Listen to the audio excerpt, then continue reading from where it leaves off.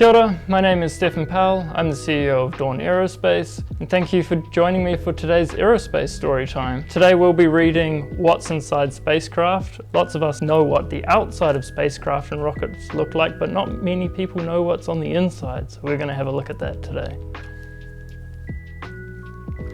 Vostok 1. In 1961, Yuri Gagarin, the Russian cosmonaut, which is just a Russian astronaut, became the first person to travel into space. The Vostok 1 spaceflight made one orbit around Earth at a height of 169 kilometers. The flight took around 1 hour and 48 minutes from launch to landing back on Earth. That's a pretty quick flight. The moon landing. In 1969, the US astronauts Neil Armstrong and Edward Buzz Aldrin became the first people to land on the moon. They spent about 2.5 hours walking on the moon. Michael Collins piloted the command spacecraft in orbit around the moon until Armstrong and Aldrin returned in the ascent module. Well, the Apollo 11, that's already looking a lot more complicated.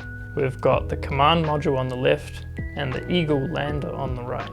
The moon lander was called the Eagle. It had two parts, the descent module along with the ascent module. The Eagle lander's got two big rocket engines here, one on the inside and one on the outside. The outside one is for it to land and the inside one is for it to take off again. It's got some big oxygen tanks and some big fuel tanks. There's lots of electronics and fuel cells and antennas and rocket engines on the command module as well.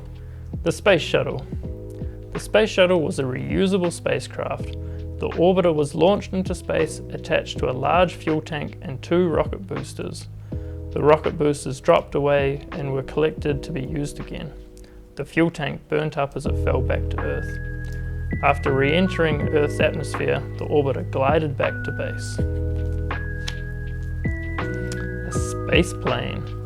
The first manned private spaceplane was achieved in 2004 by Spaceship One.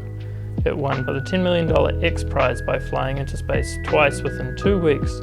The first pilot, Mike Melville, became the first astronaut to be employed by a private space company. We're also building a spaceplane. We hope that we can get it into space twice in one day, not twice in 2 weeks. Spaceship One was a small but still very capable aircraft. It has an oxygen tank in there for the rocket motor. It has a big rocket engine at the back. It has a tail that can swing up and down.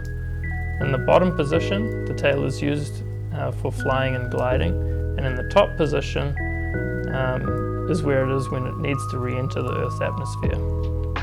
There's a main landing gear at the bottom and a nose skid at the front, and a pilot in the front to control it all. And that's a look inside spacecraft.